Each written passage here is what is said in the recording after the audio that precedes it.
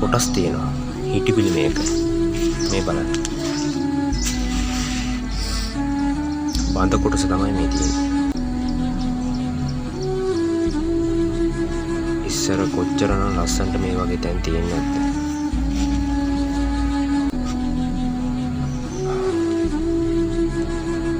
මේ වගේ ඉතිහාසයකට උරුමකම් කියන ජාතියකට අද වෙලා තියෙන දෙයක්.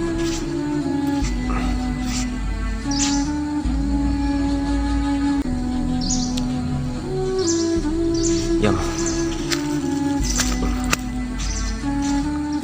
එතනක් තියෙනවා ශිලා ස්තම්භ කිහිපයක්.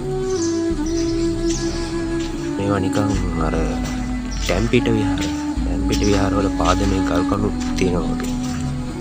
එහෙම දෙයක් නෙමෙයි වෙන්නේ. මෙතන තියෙන්නේ නැත්තේ කියන්න ගන්න. ඒත් අපි ඉගෙන ගත්ත ඉතිහාස කරුණු අනුව මෙහෙම ගල් කණු වලින් හදන්නේ ටැම්පිට විහාර. එහෙම ලස්සන විහාරයක් මෙතනක් තියෙන්නේ ඇති.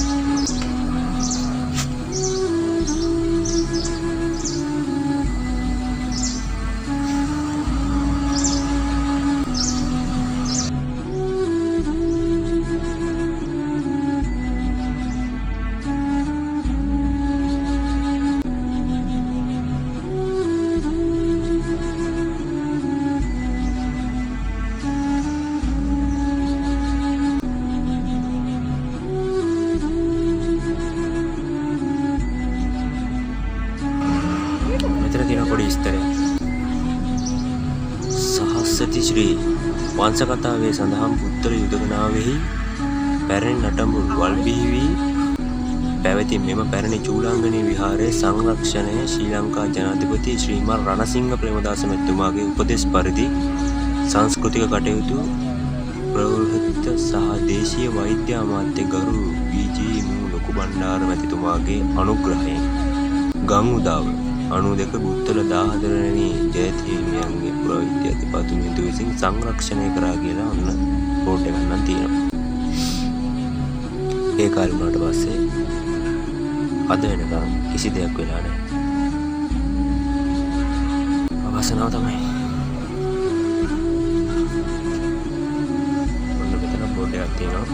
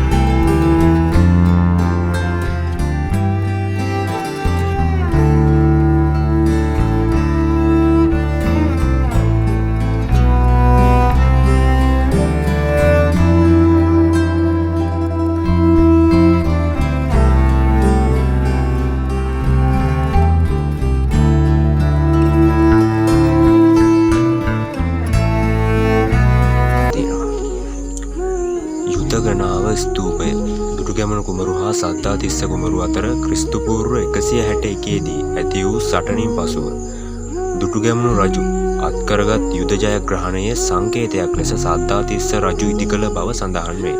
එසේම ක්‍රිස්තු වර්ෂ 1153ත් 1186ත් අතර රජ කළ මහා පරාක්‍රම බහු රජුගේ මව වූ රන්නාවලී බිසවගේ ආදාහනය මෙම ස්ථානයේ සිදු බවට සාක්ෂි තියෙනවා. ඒ නිසා ඒකේ ගෞරවයක් විදිහට හැදුවා කියලා කියනවා.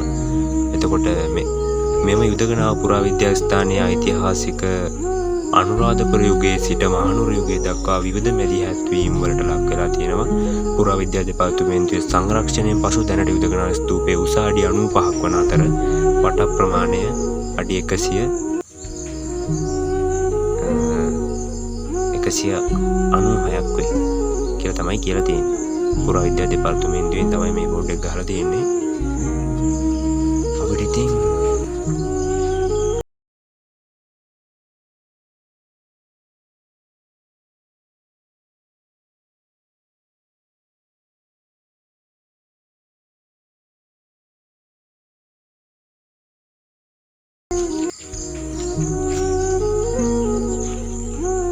යුදගනාව සෑය ගැන පිහිටීම ගැන ඔයගොල්ලන්ට කිව්වා. මේ සෑයට උතුරින් පුහුල්ගල කඳු වැටිය පිහිටලා තියෙනවා. එතකොට දකුණින් බුත්තල නගරයක්, නැගෙනහිරෙන් මැණික් ගඟ තියෙනවා. එතකොට බටහිරෙන් යුදගනාව වැව පිහිටලා තියෙනවා. ඉතින් ඒ වගේ මනස්කාන්ත පරිසරයකින් තමයි මේක අලංකාරය වෙලා පිහිටලා තියෙන්නේ. ලස්සනයි. ඒ වගේම මාරම පූජනීය හැඟීමක් අපිට දැනෙන්නේ.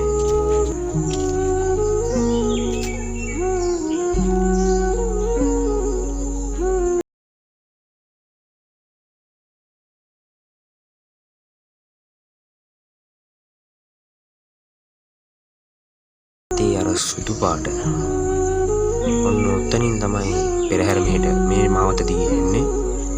මේ පාර දිගේ මේ විදිහට පෙරහැර ගමන් කරනවා. මේ පාර දෙපස පිරිස සැඳී සිටිනවා. මේ පෙරහැර කාලෙට මෙන්න මේ මාවත දිගේ තමයි පෙරහැර ගමන් කරන්නේ. එතකොට මෙතෙට ඇවිල්ලා හැම නැටුම් අංගයක්ම දක්වන්න පුළුවන් උපරිම දක්ෂතාවය දක්වන්නේ මෙන්න මේ භූමිය තුල. සෑයට තමන්ගේ දක්ෂතාවයන් දක්වලා සෑයට වන්දනා කරලා මෙන්න මෙතනින් ගමන් කරලා එහා පැත්තෙන් තියෙනවා තවත් පාර. ඔන්න ඔය පාර දිගේ පෙරහැර අවසන් කරලා ගමන් කරනවා. ඒ විදිහට තමයි යුදගනාව පෙරහැර කාලෙට මේ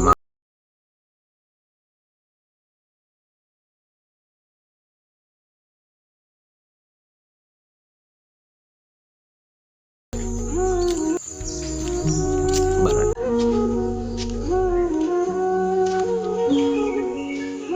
මේ ගැන හොඳ විස්තරයක් කියන ආත්මයක් ඉන්නවා මෙතන. එයා නම් මේ වෙලාවේ නැති හැඩක් පේන්නේ. බලමු. එයාව සම්බන්ධ කරගන්න පුළුවන් වුණොත් ඕගොල්ලන්ට හොඳ විස්තරයක් කියන්න පුළුවන්.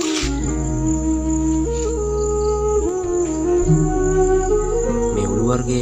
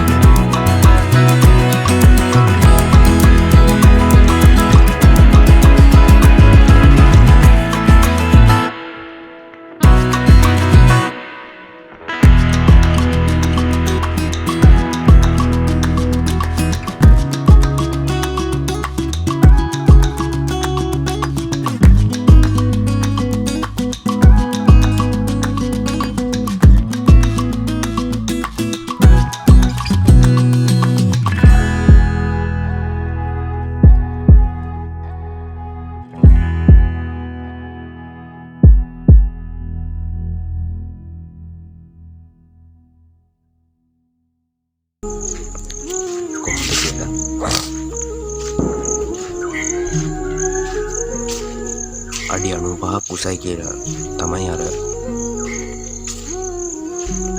පුරාවිද්‍යා දෙපාර්තමේන්තුවේ බෝඩ් එකේ සඳහන් වෙලා තිබුණේ.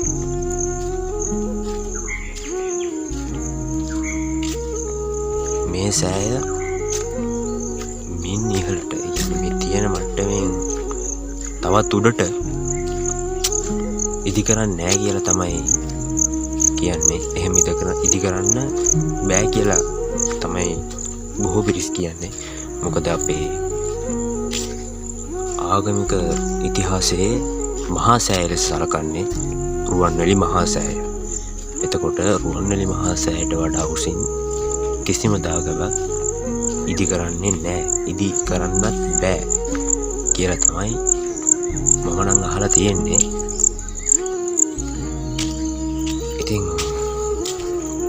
ඕක තමයි විස්තර. ඌව පළාතේ තියෙන විශාලතම දාගම තමයි යුදගනාව දාගම. ප්‍රතිසංස්කරණ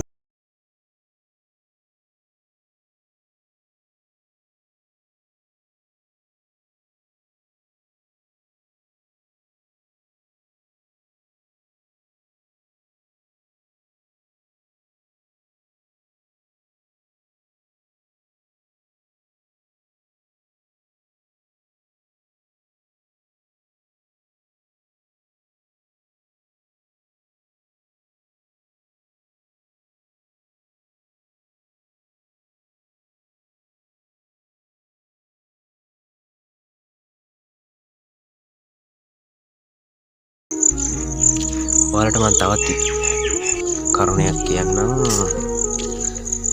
මේ පැත්ත කට්ටිය කියන විදිහට ඉස්සරදම කියන කතාවක්.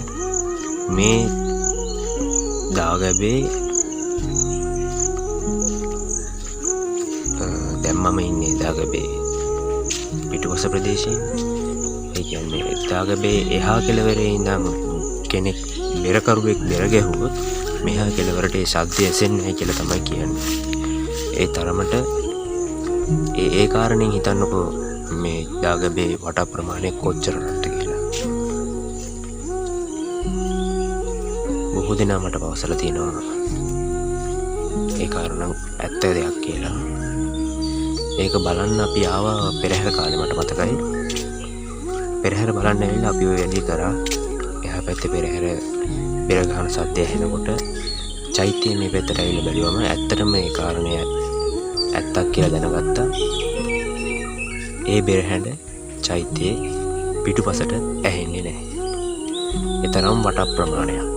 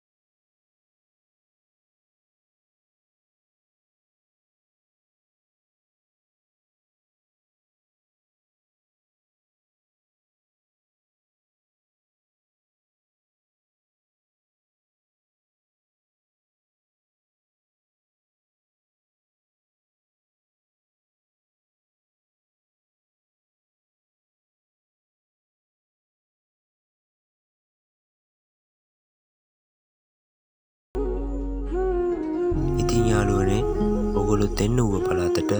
ඔයගොල්ලෝ හිතන තරම් දුෂ්කර පළාතක් නෙවෙයි මේ පළාත. හරි ලස්සන පූජනීය ස්ථාන වලින් පිරිච්ච ගැමි පරිසරයක් තියෙන සුන්දර ප්‍රදේශයක්.